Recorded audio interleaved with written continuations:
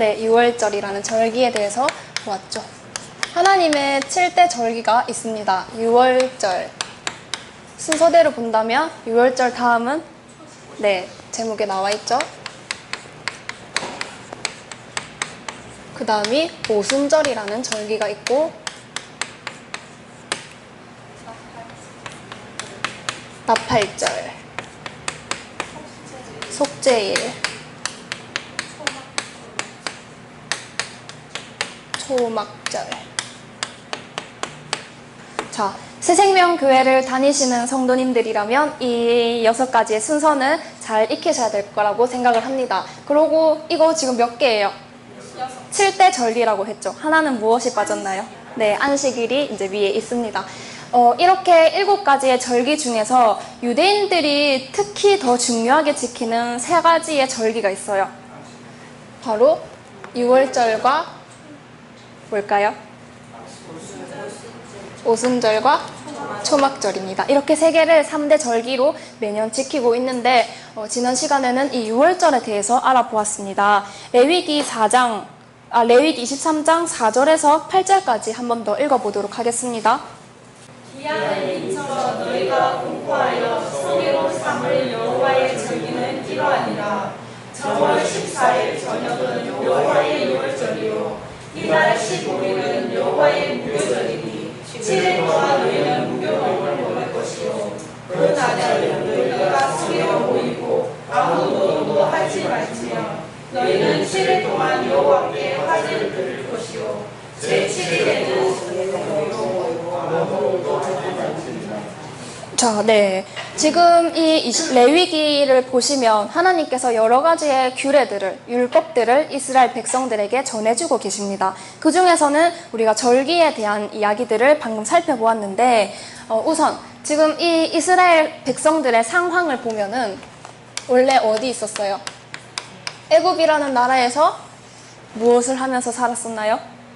종살이를 하면서 살았죠. 노예 생활을 하면서 살다가 이제 모세와 함께 어느 땅으로? 네, 가나안 땅으로 지금 들어가고 있는 중이에요. 가나안 땅으로 바로 들어갔습니까? 아니죠. 그 과정은 광야의 40년이라는 과정이 있었습니다. 광야의 40년의 과정이 이 백성들에게 있었는데 이 가나안 땅에 하나님께서 가나안 땅을 주신다고 했기 때문에 이제 그 목표를 향해서 걸어가고 있는 중에 하나님께서 이제 백성들에게 가나안 땅에 들어가면은 지켜야 할 법도들에 대해서 지금 말씀해주고 계시는 거예요. 그러니까 지금은 광야 생활을 하고 있죠. 그때 앞에서 계속 뺑뺑이를 도니까 나중에 나라가 생겼을 때를 대비할 수가 있었을까요? 그런 거를 생각할 여력이라도 있었을까요? 잘 없었겠죠. 그러니까 우리나라도 해방이 되고 나니까 민족 고유의 전통이라든지 민족 고유의 문화가 다 말살이 되어버렸던 것처럼 그래서 지금 청소년들을 보면은 이게 우리 문화인지 일본 문화인지 외국 문화인지를 알아보기 힘든 것처럼 이 이스라엘 백성들도 이 광야 생활을 통해서 하나님께서 가나안 땅에 들어가면은 잘 살 수 있도록 이 법을 어떤 것들을 지켜야 하는지를 지금 말씀해주고 계시는 거예요. 그러니까 그 전까지는 노예 생활을 했잖아요. 노예 생활을 하면은 그 하루가 어떻겠어요? 자고 아침에 새벽부터 또 일어나서 열심히 또 하루 종일 일하다가 또 집에 오면은 지쳐서 또 쓰러져서 자고 그런 생활이 반복된다면 공부할 시간이라도 있었겠습니까? 그러니까 그런 되게 힘든 처지였는데 지금 이제는 이 출애굽을 했기 때문에 이스라엘 백성들은 나라를 만들어야 하는 실정인 거예요. 나라를 만들어야 되는데 이스라엘 백성들만의 정체성이라든지 이스라엘 나라를 지켜갈 만한 고유의 문화가 없는 거죠. 노예 생활을 얼마 동안 했습니까? 약 400년이라는 시간 동안 노예 생활을 했어요. 400년을 노예 생활을 했으니까 이스라엘 민족의 고유한 정신이라든지 민족 정체성이라든지 온전히 남아 있었을까요? 아니겠죠. 그러니까 애굽에서 생각하면은 종살이 했던 기억밖에 없는 거예요. 여러분들도 일생을 돌아보시면 너무 고생만 했던 삶이라면은 뒤돌아봐도 고생했던 기억밖에 떠오르지 않잖아요. 그러니까 그런 고생하던 시기에 나중에 좀 평화로워지면 먹고 살만하면 내가 어떤 목표를 이루어야지 하는 생각을 할 만큼의 여유가 있을까요? 너무 지금 삶이 힘들다면은 그렇죠. 그러니까 우리가 만약에 갑자기 돈이 생기면 어떻게 돼요? 부자로서의 뭐 정신, 부자로서의 문화가 있을 텐데 그런 것들을 뭐 배우고 뭐 공부할 여념이 없으니까 돈이 생기면은 그냥 진탕 써버리는 오히려 악습으로 우리한테 돌아오는 거예요. 그런 것처럼 이 나라를 회복하기는 하는데 나라를 회복하는 것보다 더 중요한 게 뭐냐면 그 나라를 지탱하는 정신과 고유한 가치와 문화라는 것이 너무나도 중요한 겁니다. 어렵게 살면은 이런 거를 계산할 시간이 없죠. 어른들이 늘 하시던 말씀, 먹고 살기 바빠 죽겠는데 라고 하시듯이 지금 이 문제는 이제 배고픈 소크라테스가 되느냐, 배부른 뭘까요? 돼지가 되느냐의 문제인 거예요. 그러니까 이 백성들을 이끄는 모세의 입장에서, 하나님의 입장에서는 한 번도 나라를 가져본 적이 없는 거예요. 한 번도 나라라는 것, 민족 공동체라는 것을 운영해 본 적도 없는 이스라엘 민족으로서는 가나안 땅에 들어가는 것도 문제인 거죠. 걱정투성인 거죠. 그러니까 어떻게 하면은 하나님의 정신을 잘 지키면서 살아갈 수 있을까 하는 게 이제 골칫덩어리인 거예요. 그게 걱정인 겁니다. 우리가 교회를 일평생 다녀도 교인으로서 어떤 정신을 가지고 어떤 생각을 가지고 이 세상 속에서 내가 살아가야 하는지 생각하지 못하면은, 그런 가치관이 정확히 정립되지 못하면은 몸만 교회에 나오지 우리의 삶은 일반 불신자들과 별반 다른 바 없는 모습이라는 거예요. 그러니까 그런 현상이 하나님에게는 지금 두려운 모습인 겁니다. 이스라엘 민족이 가나안 땅에 들어가게 되면 생활 규범부터 식생활, 결혼생활, 음식 문화라든지 부모 자식 간의 관계라든지 지금 모든 것을 십계명을 중심으로 하나씩 틀을 지금 지어주고 계시는 장면인 겁니다. 누가 만들어주시는 거예요? 이 규범을 누가 만들어주시는 거예요? 하나님께서 전해주고 계시는 거죠. 모세를 통해서. 자, 우리는 이 십계명을 가지고 어떻게 지켜야 하는지 그냥 막연히 떠들기만 하지만 하나님의 입장에서는 이 규범을 가지고 이 규범대로 가나안 땅에 들어가서 지켜주지 않으면 안 되는 거예요. 이 규범이 지켜주지 않으면은 출애굽을 해서 힘들게 가나안 땅까지 들어온 이 긴 여정이 아무 쓸모가 없게 되는 거예요. 마찬가지로 여러분들이 교회로 불러들인 의미가 없어지게 되는 겁니다. 몸만 교회 오고 생활은 전혀 자기 방식대로 한다면은 하나님께서 여러분들을 교회로 불러들인 의미가 없어지게 되는 거죠. 그러니까 교회로 올 것 같으면, 이 가나안 땅에 들어갈 것 같으면, 하나님의 자녀로서 이 가나안 땅에 들어갈 것 같으면 이 규범이 무너지면은 이거는 불신자와 똑같은 모습이 되는 겁니다. 그런 의미에서 이 출애굽기나 레위기를 다시 한 번 더 읽어보시기 바랍니다. 교인으로서 내가 어떤 정신을 가지고 어떤 생활 규범을 가지고 이 세상에 나가서 빛과 소금이 될 것인가, 그런 것들을 정말 유념하면서 그 법도를 지켜야 하나님의 자녀로서 정체성을 지키고 살아가는 자세가 아니라면은 교회를 오나 마나인 거죠. 가나안 땅에 들어가나 마나인 거죠. 그러니까 우리나라도 해방이 되어서 갑자기 나라가 생겼어요. 그 전까지는 조선시대에는 왕을 중심으로 통치하던 시대였잖아요. 그런데 해방 이후에 지금 왕도 없고 어떤 정치가도 없어요. 그러니까 정치를 어떻게 운영해보는지 해본 적도 없고 지금 너무 막연한 거예요. 그렇기 때문에 계속해서 많은 그런 혼란의 사건들이 일어났었잖아요. 그런 게 해방 이후에 대한민국의 극도의 혼란한 상태였던 거예요. 그것처럼 이제 이 이스라엘 백성들에게 있어서도 지금 하나님은 광야 시대를 어떻게 잘 보내느냐가 하나님에게 있어서 가장 중요한 문제인데 이스라엘 백성들은 아무 생각이 없는 겁니다.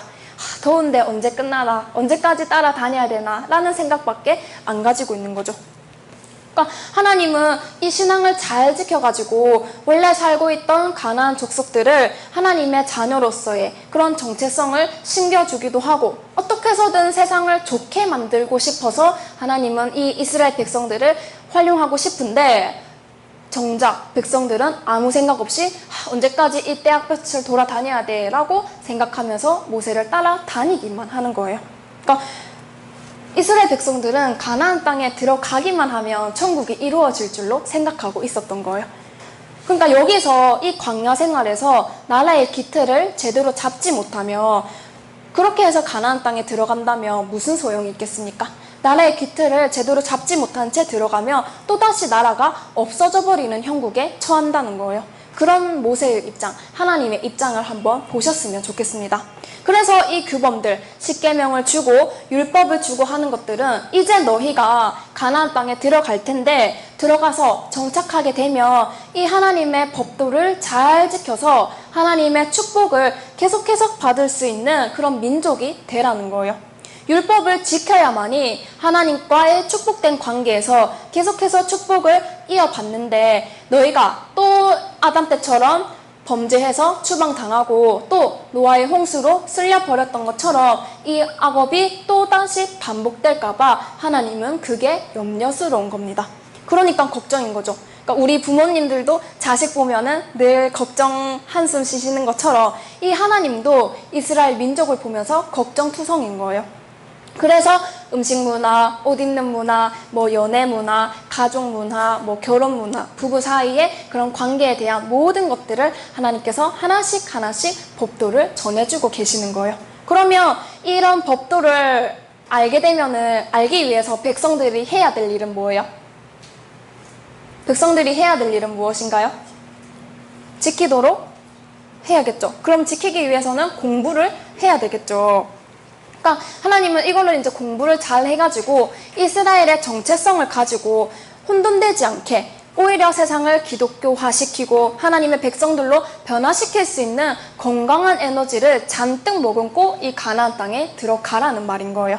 전에는 그냥 따라만 다니면 되는가 보다 했던 이 광야 생활이 이렇게 하나님께서 법도를 전해주심으로써 이제 광야 생활의 의미가 바뀌어버리는 거예요. 전에는 그냥 막연히 모세를 쫄쫄쫄 따라다녔다면 이제 이 법도가 주어졌다면 이스라엘 백성들이 해야 될 일은 무엇입니까?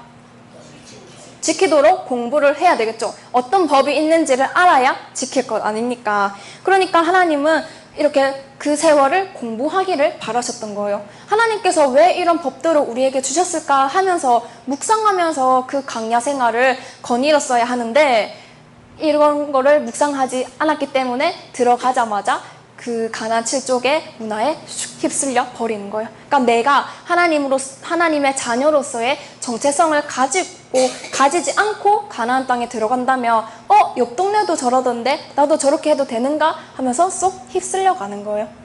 그러니까 그런 것들을 하나님께서 걱정하셨고, 마찬가지로 우리나라도 마찬가지였죠. 일제강점기 시대를 거치면서 백성들은 그냥 뭐 그런가 보다 하면서 지내왔던 그 36년의 시간들이 지금 70년이 지난 지금까지도 일본의 용어들이 아직까지 남아있다는 거예요. 건설 현장을 가시면 일본의 그런 잔재들이 아직까지도 남아있는 거예요. 그런 것처럼 이 이스라엘 백성들의 그런 생활도, 그런 삶도 우리 어른들이 겪었던 것들을 그대로 대입시켜서 보시면 되겠습니다. 그렇기 때문에 하나님께서는 이 법도대로 살아가는 것이 하나님에게 있어서는 너무너무 중요한 일인 거예요. 그러니까 결국 공부 안 하고 이스라엘 백성들이 묵상 안 하고 40년을 지난 이 시간들은 어떻게 됐나요? 가나안 땅에 들어가서 행복하게 살았던가요? 그게 이제 사사기의 이야기죠. 계속해서 또 이방 나라에게 침탈당하고 또 사사가 와서 구해주고 또 침탈당하고 또 사사가 와서 구해주는 게 사사기 이후의 이야기들입니다. 이 율법을 안 지키면 어떻게 되는 거예요? 이방의 종노릇을 하는 거예요. 지금도 마찬가지. 여러분들이 정신적으로 하나님의 말씀에 지배받지 않고 산다면 세상의 지배를 받고 살게 되는 겁니다. 세상에 동화되어서 살아가게 되는 거예요. 그러니까 종이 되느냐, 종을 부리는 자가 되느냐, 이 두 가지의 갈림길에서 하나님의 축복을 받을 수 있는 자리로 나아가려면은 종을 부리는 위치로 우리가 올라가야 되겠죠. 그러기 위해서는 하나님의 법을 안 지키고 흐리멍텅하게 살아가면 될까요? 안 될까요? 안 되겠죠. 그러니까 세상에 나가면 그래서 힘이 없어지는 거예요. 세상에 동화될 수밖에 없고 세상에 종노릇하면서 살아갈 수밖에 없는 거예요. 십계명부터 수많은 율법들을 하나님이 주셨습니다. 지금은 우리가 이 성경책 한 권에 다 들고 다닐 수 있고 또 더 쉽게는 스마트폰 하나에 달랑달랑 들고 다닐 수 있는 이 성경이 이 레위기 23장의 이 시절에는 성경의 말씀을 어디에다 기록했다고 알고 계세요? 양피지에 기록을 했죠. 양피지 그 하나를 얻어내면 거기에 몇 자 쓰겠습니까? 그러면 이 레위기 23장을 다 쓰려면 얼마나 많은 양피지가 필요하겠으며 또 서민들은 그것을 어떻게 구하겠어요? 그러면 서민들은 할 수 있는 방법이 이 말씀을 외우는 방법밖에 없는 거예요. 돈 안 들이고 할 수 있는 방법은 외우는 거, 암송하는 길밖에 없는 거예요. 자, 십계명은 생활적인 것이고 또 개인 생활의 규범을 말하는 것과는 비교되게 우리가 방금 읽은 레위기 23장은 절기죠. 절기는 개인이 지키는 건가요? 민족 전체가 지키는 것이고 민족 전체가 공통으로 지키는 것입니다. 집안에 제일 큰 행사는 어떤 것들이 있어요? 뭐 제사도 있을 거고 뭐 아파트 이사 가는 날도 있을 거고 손주 보는 날도 있을 겁니다. 이런 것들은 개개인의 그런 개인 가족들의 대소사잖아요. 그런데 민족적인 입장에서 나라적인 입장에서 만약에 우리나라를 빗대어서 본다면 우리나라의 가장 큰 일은 어떤 것들이 있었어요? 광복, 8.15 광복, 또 3.1절과 같은 이러한 나라적인 그런 입장에서의 그런 행사들도 있었습니다. 그런 것처럼 이런 나라적인 거는 민족 전체가 같이 지켜야 되죠. 우리 한 사람이 그냥 내 혼자 지키고 마는 날이 아니라 우리 민족이라면 다 같이 지켜야 하는 날인 거예요. 그러니까 십계명은 그냥 개인적으로 지켜야 할 부분인 거예요. 탐내지 말고 간음하지 말고 부모님께 효도하고 라는 것들은 개인 생활 속에서 지켜야 할 규범인 거예요. 이것도 지켜야 되지만 민족적으로 지켜야 할 규범도 있다는 거예요. 이게 얼마나 중요하냐면 이 민족적으로 지키는 것을 통해서 공동체 의식을 만들어가는 거예요. 어떤 의식? 네, 공동체 의식. 역사를 다르게 인식하니까 항상 우리가 그런 우리나라의 행사들을 보면은 이쪽 편 무리 따로 지키고 이쪽 편 무리 따로 지키는 거예요. 똑같은 역사였는데 한 번 일어났던 그거를 해석하는 방법들이 다르고 또 각각의 그런 이해관계에 얽히다 보니까 이 하나의 행사를 두고 이쪽 정당에서는 이렇게 지키고 또 저쪽 정당에서는 이렇게 지키는 모습들을 TV를 통해서 많이 보셨을 겁니다. 그러니까 역사를 잘못 인식하니까 네 편, 내 편으로 싸우는 이 모습은 이 공동체 의식을 만드는 데에는 아주 해악인 모습인 거예요. 그것처럼 이 절기는 이 이스라엘 민족의 공동체를 통일시키는 작업인 거예요. 그렇기 때문에 율법을 안 지키면은 민족 공동체가 형성이 될까요? 안 될까요? 안 되겠죠. 그러니까 섞여 있어도 딴 생각하면서 사는 거예요. 절기가 이스라엘 백성들이 매년 이 절기를 지키면은 이제 유월절이 되면은 전국 각지에서 이제 이 유대인들이 유월절 지키러 예루살렘 수도로 올라옵니다. 이럴 때 안 올라오는 민족이 있으면 어떻게 하는지 성경에서 혹시 읽어보셨나요? 모두가 모여가지고 민족 전체가 모여서 하나님께 이 절기를 맞이하여서 예배를 드리고 제사를 드리는데 참여하지 않는 가문이 있다면은 이 가문은 민족의 그런 정체성, 민족의 그런 공동체를 방해하는 자야 하면서 진멸을 해버리는 거예요. 그러니까 그만큼 이 공동체 의식이 너무나도 중요한 겁니다. 주일날에 그러면 우리는 어디에 있어야 하나요? 주일날에는 이곳 어디야? 크게 말씀해 주세요. 네, 교회에 있어야 되죠. 빠지게 되면은 이 공동체 의식에서 자꾸 흐트러지는 겁니다. 우리 교회 식구들끼리 같이 하는 활동들이 어떤 것들이 있습니까? 네, 예배 드리는 거, 또 모임도 있고 우리 카페 활동도 있고 전도 활동도 있고 또 우리가 저녁마다 하루를 돌아보고 우리의 하루를 돌아보고 글 쓰는 시간들도 있죠. 이런 시간들에 있어서 우리 교인들끼리 함께 하는 이런 활동들에 있어서 자꾸 빠진다는 것은 그냥 그 활동에 참여를 적게 하는 것으로 끝나는 것이 아니라 공동체 의식, 하나 되는 의식에 자꾸만 멀어지는 것을 의미합니다. 전도도 같이 해야 되고 스피치 훈련도 같이 해야 되고 뭐 암송도 같이 하고 청소도 같이 하고 혼도 같이 나고 우리 일기도 같이 쓰면서 뭔가 이렇게 같이 쪼여지는 그런 것들이 있어야 되는데 자꾸 이탈이 생기고 따로 논다면은 이거는 하나님에게 있어서 자꾸 멀어지는 모습인 거예요. 그러니까 서로 노력을 해야 되겠죠. 아, 내가 지금 멀어지고 있구나. 아, 이러면 안 되지. 다시 가까이 가야지 하면서 서로가 노력을 해야 되는 문제인 겁니다. 그러니까 자꾸 안으로 들어올 수 있도록 우리 각자가 노력을 해야 되는 부분인 거예요. 율법은 구약의 것이죠. 구약 시대에 있었던 것이지만 그 비유를 풀어서 지금 신약 시대에 익혀야 될 계명으로 이제 변환을 시켜서 자꾸 지키도록 노력을 해야 되는 거예요. 이거는 명령이죠. 하나님께서 주신 명령입니다.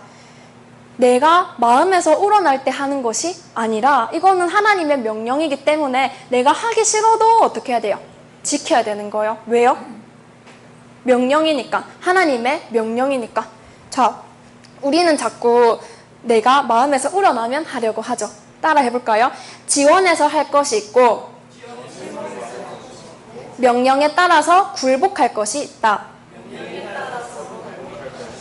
아, 새생명교회 여러분 목소리 너무 작은 것 같습니다. 다시. 지원해서 할 것이 있고 명령에 따라서 굴복할 것이 있다.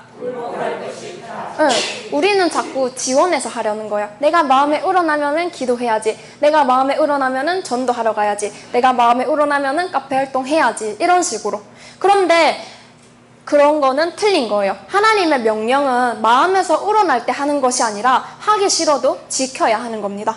부모님께 효도하라고 하셨는데 내가 기분 좋을 때만 효도하면은 어떻게 됩니까? 간음하지 말라고 하셨는데 내가 기분 좋을 때만 간음 안 하면 어떻게 되는 거예요? 그러니까 그래서 법에는 유도리가 없는 겁니다. 법을 안 지키면은 이거는 죄에 해당되는 거예요. 우리는 자꾸 마음에서 우러나면 해야지 하는데 결국 그 마음도 교만인 겁니다. 나는 싫어도 지금 내가 기분이 나빠서 교회 가기 싫어 죽겠는데 그래도 주일날이 되면은 어떻게 해야 되는 거예요? 예배 드리러 가야 되는 거예요. 가서 고개 쳐박고 있을지라도 오늘은 주일이니까 하나님께 예배 드리는 날이니까 그 명령에 순종하여서 교회로 나아가야 되는 겁니다. 이런 정신이 하나님의 명령에 굴복하는 정신이고 복종하는 정신인 거예요. 그러니까 요한복음에서도 그의 명령이 영생이라고 하셨습니다. 명령을 하나둘씩 어기다 보면은 하나님과 멀어진다는 것은 당연한 이치겠죠. 자, 그렇다면은 이제 이 율법, 절기, 십계명 이런 것들이 이스라엘 백성들에게 필요하다는 이유는 이제 아시겠죠? 왜 필요한지, 이 필요성에 대해서는 이제 너무 길게 말씀을 드렸습니다. 자, 볼까요? 아까 유월절에 대해서 잠깐 언급을 했었는데, 유월절을 역사적인 입장에서 본다면은 어떤 날이에요? 유월절을 역사적인 입장에서 보면은 출애굽을 기념하는 날이죠. 네, 유월절을 역사적인 관점으로 보면은 출애굽을 기념하는 절기입니다. 그런데 우리가 역사로 끝나는 것이 아니라 예언적인 관점으로 지난 시간에 확인해 보았죠. 예언적인 관점으로 유월절에 대해서 살펴보니까 어떤 날이었어요? 예수님께서, 유월절의 주인공도 예수님이었죠. 예수님께서 십자가에 돌아가실 그 날을 의미했던 사건이었던 거예요. 그래서 이 유월절은 예수님께서 돌아가시는 날이 언제였던 거죠? 며칠이라고요? 네, 1월 14일이었어요. 1월 14일에 그 유월절 날짜에 맞추어서 예수님께서 오셔가지고 십자가에 돌아가셨던 거예요. 그 날을 5절에 정월 14일은 여호와의 유월절이요 라고 했죠. 그 다음이 6절을 볼까요? 23장 6절. 레위기 23장 6절. 시작. 이달 15일은 여호와의 유월절이니 7일 동안 너희는 무교병을 먹을 것이요. 네, 무슨 날이라고요? 네, 무교절이라고 했습니다. 무교절. 1월 14일은 유월절, 1월 15일은 무교절이요 라고 했죠. 무교절에는 무엇을 먹는다고 해요? 네, 무교병을 먹는데요. 이게 이제 우리가 뭐 까치 설날, 설날 하듯이 이 유월절과 무교절은 하나로 이제 엮어진 절기라고 이해하시면 되겠습니다. 그래서 이 유월절 날짜에 맞추어서 예수님이 오셔서 십자가에 돌아가셨죠. 예수님을 믿는 사람들은 예수님이 돌아가신 날짜도 모르고 믿고 있어요. 실컷 울고 난 뒤에 누가 죽었어? 하는 거죠. 그 예수님께서 돌아가신 날짜가 언제라고요? 1월 14일. 예수님을 믿으시는 분들이라면 예수님 돌아가신 날 절대로 잊어서는 안 되겠습니다. 자, 1월 14일에 돌아가시고 사흘 후가 무슨 날이에요? 부활절이죠. 자, 14일 날 돌아가셨어요. 그리고 15일 하루를 치죠. 그 다음이 1월 16일에 예수님께서 부활을 하신 거예요. 자, 그렇다면 예수님께서 돌아가시는 날도 절기로 예언을 해 놓으셨다면 예수님께서 부활하시는 이 진짜 지구촌 역사 중에서 부활하는 사건은 단 한 번밖에 없었죠. 이 위대한 날도 하나님께서 예언을 해 두셨을까요? 안 해 두셨을까요? 해 두셨겠죠. 그 날이 바로 우리가 오늘 읽어봤던 초실절이라고 합니다. 무슨 날이라고요? 초실절. 자, 초실절에 대해서는 이제 레위기 23장 9절, 10절, 11절을 보시면 됩니다. 자, 이스라엘 백성들이 가나안 땅에 들어가면 가만히 있으면 밥이 나오나요? 안 나오죠. 어떻게 해야 돼요? 밥을 먹기 위해서는 일해야 되죠. 농사를 지어야 돼요. 뭐 씨를 뿌리기도 할 거고 파종을 하기도 할 거고 열매를 맺으면 이제 걷어들여야 되는 그런 추수할 일이 남아있는데 그때 벌판에 추수할 곡식이 가득 있는데 다 베는 것이 아니라 한쪽 귀퉁이에 그 단을 먼저 베는 거예요. 그거를 먼저 베어서 제사장에게 바치는 거예요. 첫 이삭 한 단을 뽑아가지고 제사장에게 가져가면 이 제사장은 하나님께 하나님 이 백성들이 농사지어서 첫 이삭 한 단을 가져왔습니다 하고 이제 곡식을 이렇게 돌리는 거예요. 하나님 이들에게 축복 내려주세요 하고 제사를 지내는 거죠. 그 제사 지내는 날이 언제냐? 안식일 이튿날에 흔들라고 하셨어요. 언제? 안식일 이튿날. 자, 안식일 이튿날이라는 것은 무엇을 의미할까요? 이튿날. 내일 모레? 그러면 다음 날을 말하죠. 안식일 다음 날.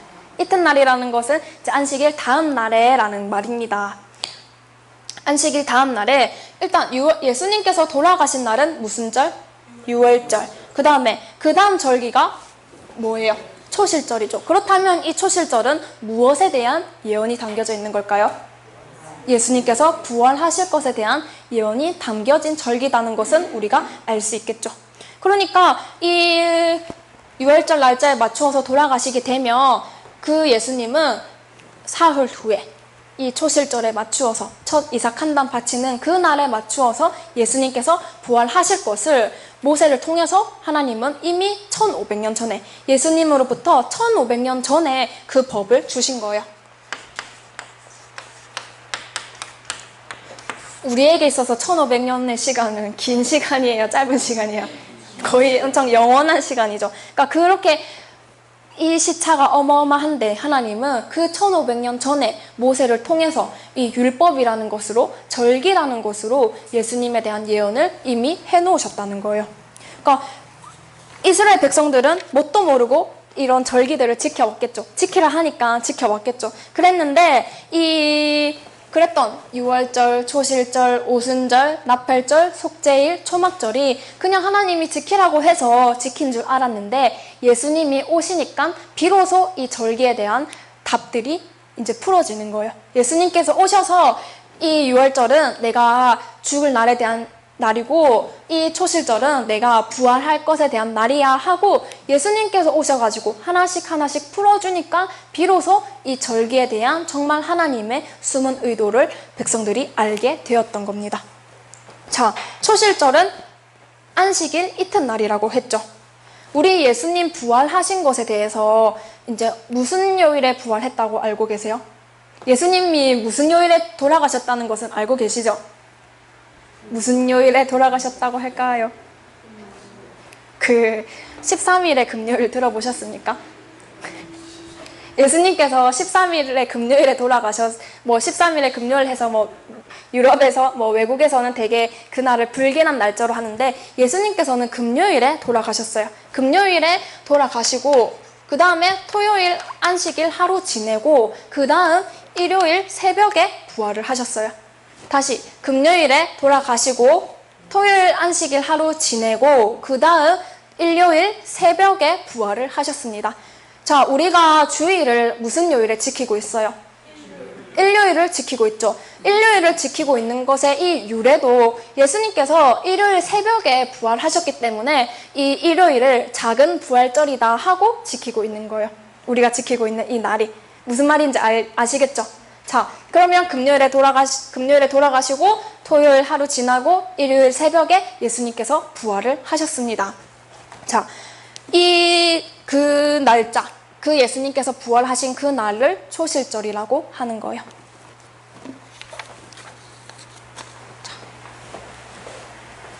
우선 아까 초실절에 어떤 곡식을 바친다고요? 첫 이삭 한 단을 바친다고 했죠.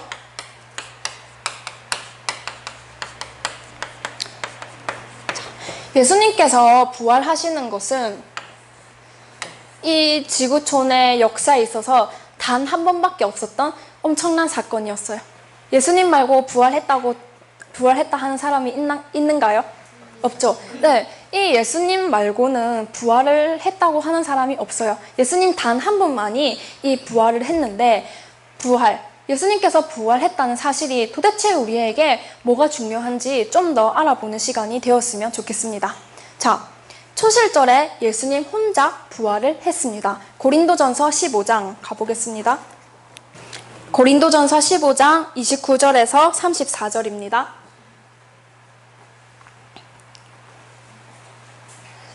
시작. 만일 죽은 자들이 반드시 다시 살지 못하면 죽은 자들을 위하여 세례를 받은 자들이 무엇을 하겠느냐? 어찌하여 저희를 위하여 세례를 받으며 또 어찌하여 우리가 때마다 위협을 무릅쓰리요? 형제들아, 내가 그리스도 예수 우리 주 안에서 가진 것과 너희에게 대한 나의 자랑을 두고 단언하니 나는 날마다 죽노라. 내가 범인처럼 에베소에서 맹수로 더불어 싸웠으며 내게 무슨 유익이 있으며 죽은 자가 다시 살지 못할 것이며 내일 죽을 터이니 먹고 마시자 하리라. 속지 말라. 악한 동무들은 선한 행실을 더럽히나니 깨어 이를 행하고 죄를 짓지 말라. 하나님을 알지 못하는 자가 있기로 내가 너희를 부끄럽게 하기 위하여 말하노라. 네, 이 고린도전서 15장을 부활장이라고 합니다. 나중에 한 번 더 10번 읽어보세요. 자, 이 예수님의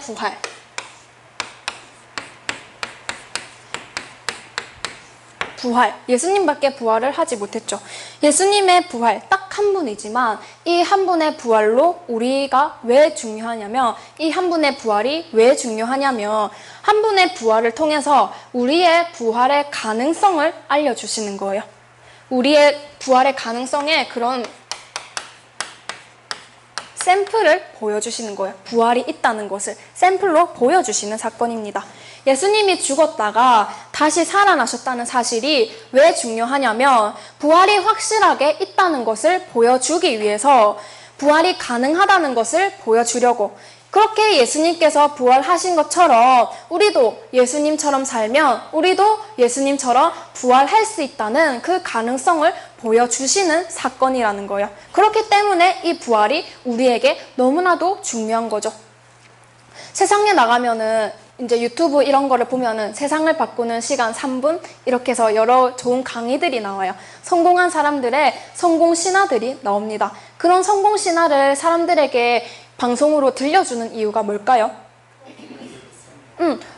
너희도 열심히 하면 그렇게 살아갈 수 있어. 우리도 성공할 수 있어. 하는 거를 말해주려고 이런 방송들을 보내는데 정작 듣는 사람들은 아, 나도 할 수 있구나. 희망을 가져야 되는데 아유, 저 사람은 운이 좋아서 그래. 운이 좋네. 이런 식으로 이제 생각을 해버리는 거예요. 자, 우리가 지금 우리 이제 뭐 대한민국의 계급 사회라고 한다면은 수저론이 있죠. 숟가락론. 어떤 숟가락들이 있어요? 네, 흑수저, 금수저, 뭐 은수저, 다이아몬드 수저 뭐 이런 것들이 있습니다. 그렇게 본다면은 우리는 어떤 수저에 속할까요? 그렇죠. 흑수저에 속하는 인생입니다. 자, 지금은 흑수저라 하니까 너무 이렇게 좀 진짜 낮고 비참해 보이고 하는데 흑수저이기 때문에 우리는 고려 청자가 될 수 있는 거예요. 흑수저이기 때문에 고려 자기가 될 수 있는 거예요. 금수저는 고려 자기가 못 되죠. 흑이 아니니까. 그러니까 흑수저, 그러면은 흑수저가 되실래요? 금수저가 되실래요? 근데 흑수저가 고려 청자가 되려면 불가모 속에 들어가야 돼요. 그러니까 항상 인생을 이렇게 좋은 것만 하면서 살아갈 수는 없다는 것을 또 말씀드리는데 그러니까 우리의 존재는 그야말로 흙덩어리 상태라는 거예요. 흙으로 지어졌다는 거예요. 아담이 흙으로 지어졌다라고 하듯이 우리는 흙덩어리의 상태인 거예요. 다 흙으로 지어졌죠. 저기 뭐 큰 소리치는 이재용이나 뭐 삼성의 그런 일가들도 결국은 흙으로 지어진 사람들이라는 거예요. 그런데 우리는 그런 똑같은 그런 존재인데도 우리의 그런 삶의 또 위치도 다르고 하다 보니까 많은 부러움을 가지면서 살아가고 있어요. 자, 가끔씩 이렇게 청문회 하는 것들을 우리가 볼 수 있습니다. 그런 국정감사 뭐 이런 것들을 보면은 항상 그런 이제 일을 하려고 세우면은 그 사람에게는 항상 비리가 있어요.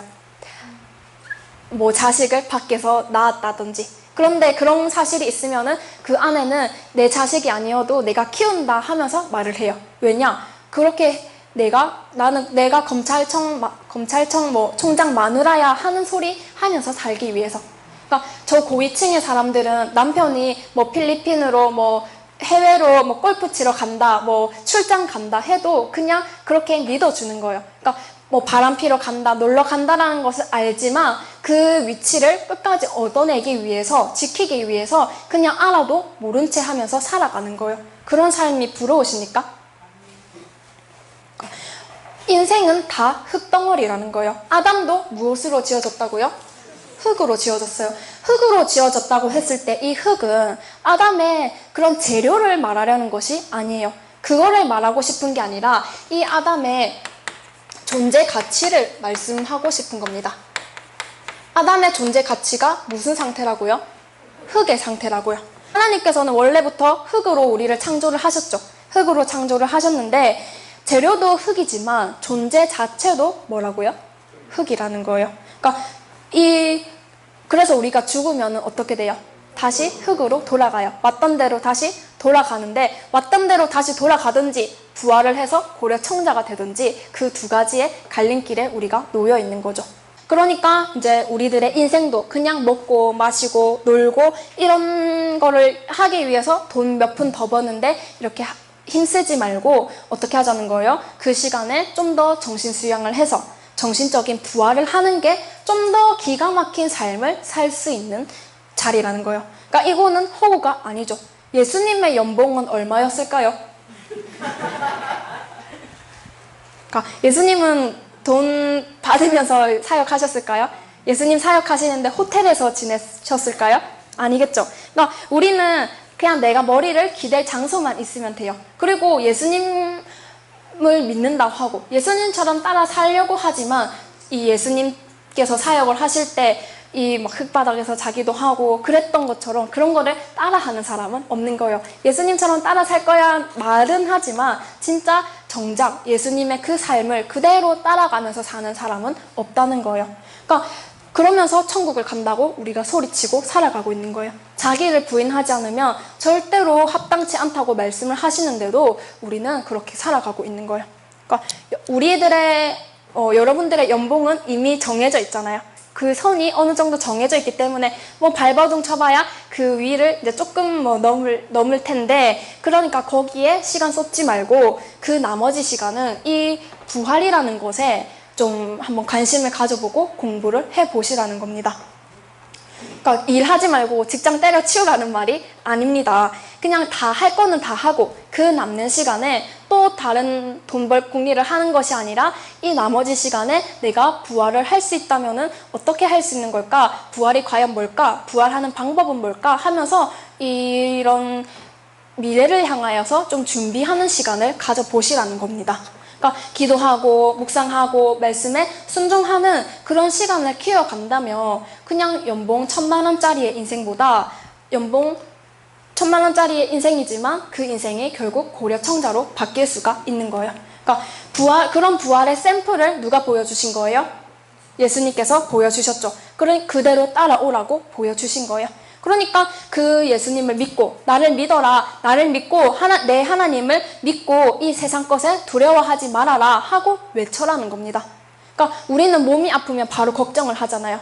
병원 가야 되나 하고 드는 생각이 바로인데, 내가 이 부활을 믿고 산다면 병 니까짓 게 뭔데, 내가 부활할 건데 니 지금 아프다고 나를 괴롭히는 거 아무 신경 안 써 하고 좀 내칠 수 있을 거고, 또 뭐 이 돈, 우리 발목을 잡는 이 돈도 나 부활할 거야 하면서 이 뿌리 잡는 것도 좀 뿌리치면서 살아갈 수 있을 겁니다. 그러니까 우리가 말씀 읽고 기도하고 전도 하러 나갈 수 있는 자유만 있다면 다 퍼져도 되는 거예요. 그러니까 노아 방주 뜨는 그날 보자는 겁니다. 노아도 산에서 배를 만드니까 사람들이 이 바보야 왜 산에다가 배를 만드냐, 배를 만들 거면 바다로 가서 해야지 하고 놀리고 무시당했지만 노아는 방주 뜨는 날 보자는 거예요.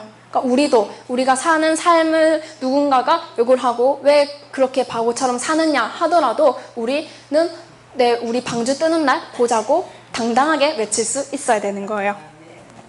우리가 교회 와서 주여 주여 라고 외치지만 이 눈물 흘리는 것으로 예수님 믿는 게 다가 아닌 거예요. 그러니까 오늘은 흙수저지만, 비록 오늘은 흙수저이지만 내일은 고려청자가 되리라 하는 믿음으로 이 세상에 나아간다면은 우리가 정말 못할 것이 없을 거라 생각이 듭니다.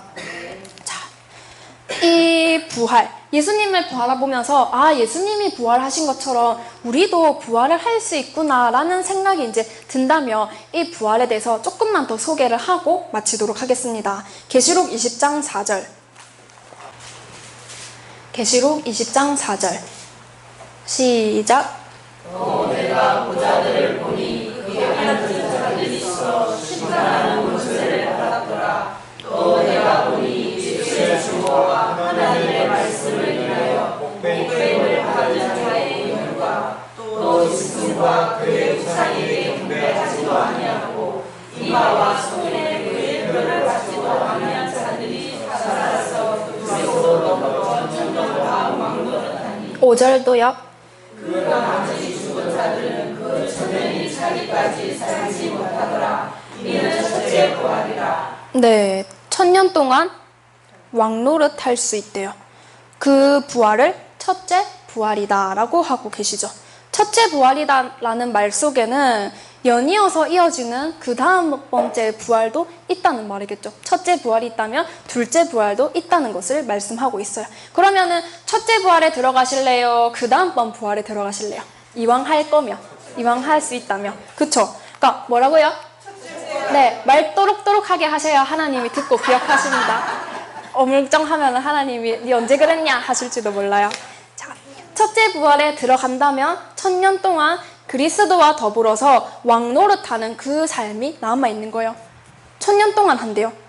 사람이 어떻게 1,000년을 살아? 100년도 못 살고 죽는 인생인데 사람이 어떻게 1,000년을 살아? 하는데 그러니까 부활이 있는 거예요. 부활을 해야 1,000년 동안 못 살죠. 지금 몸으로 어떻게 1,000년을 살아요? 그러니까 부활해서 이 1,000년으로 살 수 있는 몸으로 부활을 시켜가야 되는 거예요. 흙덩어리가 고려청자가 되려면은 불가마에 들어가가지고 그 타는 고통을 견뎌내야 고려청자, 멋있는 고려청자가 되는 것처럼 우리도 지금은 100년짜리의 인생이지만 지금 그냥 우리가 매주 교회를 나오고 있지만 이런 시간들이 쌓이고 우리 말씀을 공부하고 기도하고 묵상하는 시간들이 쌓여서 우리의 부활체로 변하는 그런 거를 위해 우리가 준비하는 시간인 거예요. 그러니까 1,000년 동안 왕노릇할 때 누구와 함께 왕노릇 한다고요? 그리스도와 더불어서. 흙덩어리가 고려청자가 되기 위해서도 불가마에 들어가는 그 순간을 선택해야 되는 거고, 애벌레가 나비가 될 때도 애벌레에서 나비가 되는 그 부활을 거쳐내야 멋진 나비로 살아갈 수가 있는 거예요. 그것처럼 이런 인생이 이런 비밀이 우리 각각의 그런 삶의 이 생명 속에 남아있다는 것을, 들어있다는 이 비밀을 하나님께서 지금 알려주고 계시는 겁니다. 죽어서 천당까지 하면서 살아가고 있잖아요. 죽으면 천국까지 막연히 하고 있는데, 죽어서 천국 가는 거는 그 뒤에 하면 되고, 일단 부활을 해가지고 1000년 동안 무슨 노릇하는 거? 왕노릇하는 시간이 있다는 거예요. 1000년 동안 왕노릇 하고 나서 뭐 죽어서 천당을 가든지 그거는 그 뒤의 일이고, 일단 우리 앞에 주신 소망은 1000년 동안 왕노릇 할 수 있다는, 부활을 한다면 1000년 동안 왕노릇 할 수 있다는 이 소망을 하나님께서 지금 전해주고 계시는 거예요. 그러면은 우리가 재림을 기다린다고 하잖아요. 교회를 다니고 예수님을 믿는 사람들은 예수님의 재림을 기다리고 있는데, 사실 예수님의 재림이 왜 중요한지를 모른 채 그냥 막연히 기다리고 있어요. 예수님이 오시면은 부활을 해가지고 1000년 동안 왕노릇하는 일들이 남아있는데, 예수님 오시면은 누가 제일 좀 싫어할까요? 돈이 많은 사람이 예수님 빨리 오기를 기다릴까요? 돈 적은 사람이 예수님 빨리 오기를 기다릴까요? 그렇죠. 그러니까 돈 많은 사람들은 예수님이 나 오늘 갈까 하면, 제가 3년짜리 그 해외 일주를 끊어놔서 안 돼요, 좀만 천천히 오세요 하는 거예요. 그러니까 우리 돈 없는 사람들은 예수님 빨리 오기를 기다리시겠죠. 큰 교회 목사님들은 예수님 빨리 오시기를 기다릴까요? 많은 백성들을 예수님께 다 내어놓아야 되는데, 왕처럼 살고 정말 진짜 하나의 300명, 500명, 몇천 명을 거느리는 그 큰 교회 목사님이라면 정말 왕처럼 사실 텐데, 그런 영광을 이제 예수님께 그냥 온전히 내어놓을 수 있을까요? 그러니까 예수님이 오시면 우리는 지구가 불타고 우리 가진 거 다 내어놓아야 된다라고 잘못 생각하고 있는데, 예수님은 그런 걸 다 빼앗으러 오시고 불태우러 오시는 게 아니에요. 그러니까는 지식이 너무나도 중요하겠죠. 그러니까 우리가 지금 살아가고 있는 이 시대가 너무나도 중요한 시대인 거예요. 재림을 기다리는 이유도 흙덩어리인 우리의 이 모습에서, 아담은 그 흙덩어리의 모습에서도 범죄를 하고도 930년을 살았습니다. 왜 1000년이라고 하셨냐면, 그 범죄한 아담도 930년을 살았고 노아 이후에 그 2000년까지 다 900세 이상을 살아왔어요. 그러니까 그 하나님의 입장에서는 그때가 자꾸 그리운 거예요. 우리 어른들도 항상 되게 잘 나갔던 시절이 있으면은 그 시절을 왕년에 내가 그랬는데 하면서 돌아보듯이, 하나님께서도 그때 그 시절에는 그랬는데 왜 요즘에 이 사람들은 100년도 못 사는 채 다 죽어버리는 거야 하고 그 시절을 그리워하고 계시는 거예요. 하나님께서 창조를 하셨는데 900년 동안 살도록 만들었으면 창조 잘하셨죠. 그러니까 그 시대를 하나님은 지금 회복시키려고 하시는 거예요. 그 회복을 할 수 있는 방법이 지금의 우리 몸뚱아리로는 1000년을 살 수 없죠. 그렇기 때문에 예수님의 부활하셨던 것처럼 우리의 몸도 부활을 해야 되는 거예요. 그러한 비밀이 있다고, 그러한 비밀이 여러분들 속에 있다고 오늘도 이 자리에 불러서 하나님께서 전해주고 계시는 거예요. 그러면 나 이 부활에 대한 소망이 생긴다면은 또 내일부터의 삶이 좀 더 힘차게 살아갈 수가 있겠죠. 그러니까 도자기 만드는 사람들은 흙만 보고도 감격을 하겠죠. 어떻게 이렇게 좋은 흙이 있어 하듯이, 하나님께서도 우리 한 사람 한 사람을 보면서 이 사람 좀만 더 빚으면은 고려청자 될 수 있을 텐데 하면서 우리를 봐주실 거예요. 그러니까 그런 하나님께서 보시는 눈에 따라서 우리가 더 열심히 해가지고, 정말 지금은 비록 흙의 모습이지만, 흙수저의 모습이지만 이 불감의 고통을 겸허히 이겨내어서 정말 빛나는 고려청자가 될 수 있었으면 좋겠습니다. 자, 오늘의 이렇게 긴 말씀이지만 제가 똑똑해서 이 말씀을 전해줄 수 있는 걸까요? 제 나이 다들 아시죠?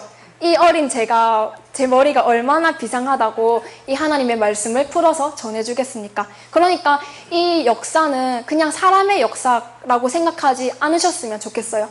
하나님께서 역사하시는 것이고, 하나님께서 새생명교회를 통해서, 저를 통해서 이 하나님의 진리의 말씀을 6000년간 감추어 왔던 이 비밀의 말씀을 여러분들에게 전하고 있으니까, 그냥 단순히 사람의 역사고 그냥 그렇게 얕잡아 보지 마시고 정말 이 역사를 믿고 함께 동참할 수 있는 여러분들이 되었으면 좋겠습니다. 아멘.